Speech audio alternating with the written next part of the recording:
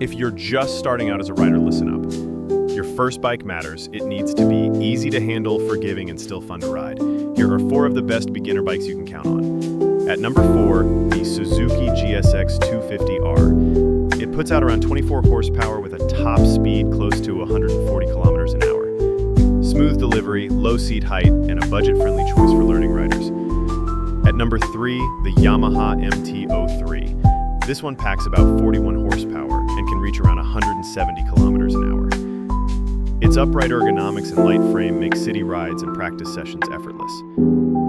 At number 2, the Kawasaki Ninja 400. With roughly 48 horsepower and a top speed around 190 kilometers an hour, it's sporty and quick, yet stable enough for someone just starting out. And at number 1, the Honda CBR 500R. A step up with about 47 horsepower, but a more relaxed delivery, cruising comfortably up to about 185 kilometers an hour, perfect for both city and highway while you build confidence. Which one would you pick as your first ride? Let me know in the comments section.